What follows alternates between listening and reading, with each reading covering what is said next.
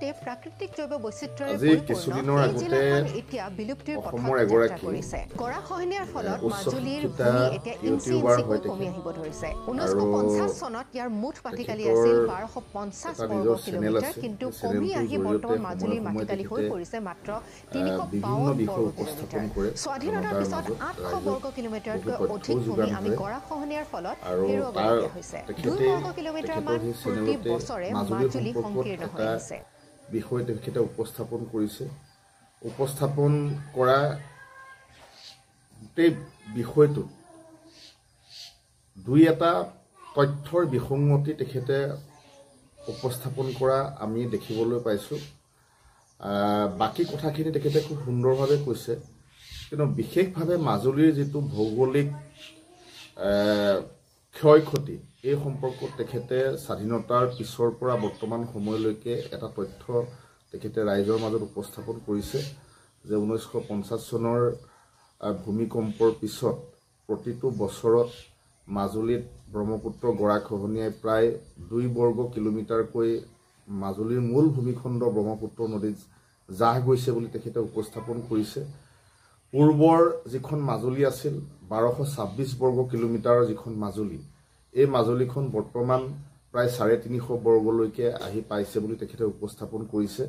আৰু প্ৰতি বছৰে গৰাখহনীয়াত এই 2 বৰ্গ কিলোমিটাৰ জাহ যোৱাৰ যিটো কথা কৈছে, এই কথাটোৰ তথ্যটোত আমি একমত হ'ব পৰা নাই মাজুলীৰ এগৰাকী যুৱক হিচাপে। যিহেতু হয় যে 50 চনৰ ভূমিকম্পৰ পিছত মাজুলীৰ অত্যন্ত বৃহত্তম মৌজা আহতগুৰি মৌজা ব্ৰহ্মপুত্ৰ নদীয়ে ছিন্ন ভিন্ন কৰি পেলালে। কৰি পেলোৱাৰ পৰিপ্ৰেক্ষিতত উক্ত অঞ্চলত বসবাস কৰা জনসাধাৰণ যোৰহাট, গোলাঘাট, লখিমপুৰ, শোণিতপুৰ এই জিলাবিলাকলৈকে স্থানান্তৰ তেখেতসকল হৈছিল। কিন্তু পৰৱৰ্তী সময়ত যিসমূহ চৰকাৰ আছিল, স্বাধীনতাৰ পিছত যিসমূহ চৰকাৰে দায়িত্ব গ্ৰহণ কৰিছিল, মাজুলীৰ ভৌগোলিক ভূমিখণ্ড সুৰক্ষা কৰিবৰ কাৰণে যেনেধৰণৰ পৰিকল্পনা গ্ৰহণ কৰিব লাগিছিল, এই পৰিকল্পনাসমূহ পৰিকল্পিতভাৱে গ্ৰহণ নকৰাৰ কাৰণে ব্ৰহ্মপুত্ৰ নদীয়ে বসবাস কৰি থকা ভূমিখণ্ড বা কৃষিভূমিসমূহ নদীত লৈ যোৱাটো অসত্য নহয়। কিন্তু এটা বছৰত 2 বৰ্গ কিলোমিটাৰকৈ বৰ্তমানলৈকে যেনেধৰণে নদীয়ে লৈ গৈ আছে বুলি কৈছে, এই তথ্যটোত অলপ বিসংগতি আছে। আমি মাননীয় তেখেতৰ নাম পুনম গগৈ বুলি আমি জানিব পাৰিছোঁ। বাইদেউগৰাকীয়ে যিটো তথ্য দিছে, আমি বাইদেউগৰাকীক ক'ব বিচাৰিছোঁ যে যোৱা প্ৰায় 10টা বছৰত মাজুলীৰ ভূমিখণ্ড সুৰক্ষিত হৈছে। চৰকাৰে এই ভূমিখণ্ড সুৰক্ষা কৰিবৰ কাৰণে ভাৰতীয় জনতা পাৰ্টীৰ নেতৃত্বত যিখন চৰকাৰ আছে, এই চৰকাৰখনে নিৰন্তৰভাৱে প্ৰচেষ্টা অব্যাহত ৰাখিছে। কেন্দ্ৰীয় চৰকাৰখনেও এই গৰাখহনীয়া সুৰক্ষা কৰিবৰ কাৰণে পৰ্যাপ্ত পৰিমাণৰ পুঁজি যোগান ধৰিছে।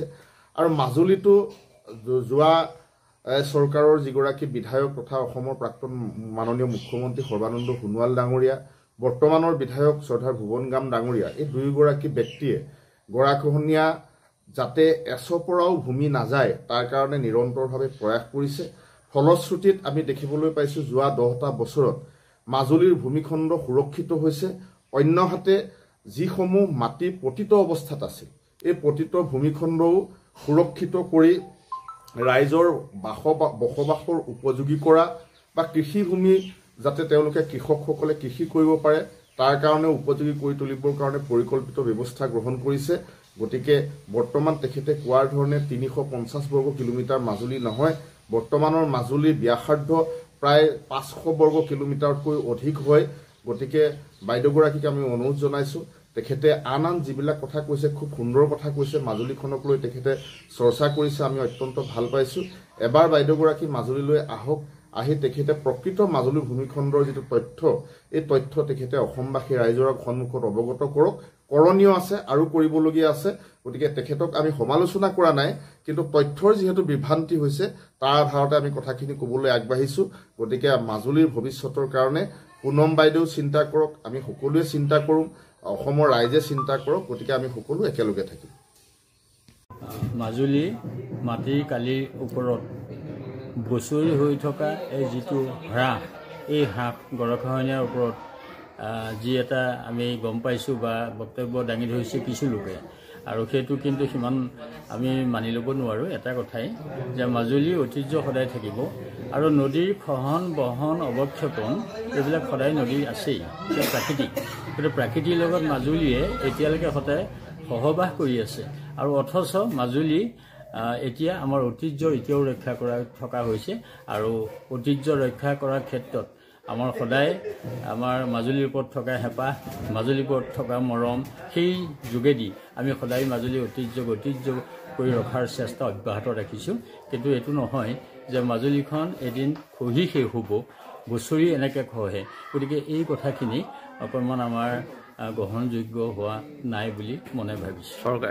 চৰকাৰে লোৱা ব্যৱস্থাখিনি চৰকাৰে যথেষ্ট সুন্দৰ ব্যৱস্থা এতিয়ালৈকে লৈছে আৰু যিটো আজি মাজুলী গত বছৰ মানে আজি 5 বছৰ আগৰ পৰা যিটো আমাৰ চৰকাৰীভাৱে যিটো সুৰক্ষা আৰু এই সুৰক্ষাটো যথেষ্ট আমি সুৰক্ষা বুলি ভাবিছোঁ, যিহেতু আমাৰ END-সমূহ সুন্দৰ সুৰক্ষিত আৰু আগৰ ধৰণে যিটো বানপানী মাজুলীৰ এক সমস্যা আছিল সেই সমস্যা কিছু কমি গৈছে আৰু আমি ভাবোঁ যে এনেধৰণে যদি চৰকাৰে মাজুলীক সদায় সুদৃষ্টি ৰাখে তেতিয়া মাজুলীৰ ঐতিহ্য সদায় থাকিব আৰু সেইটো চৰকাৰৰ সম্পূৰ্ণ দায়িত্ব আছে বুলি আমাৰ অনুমান।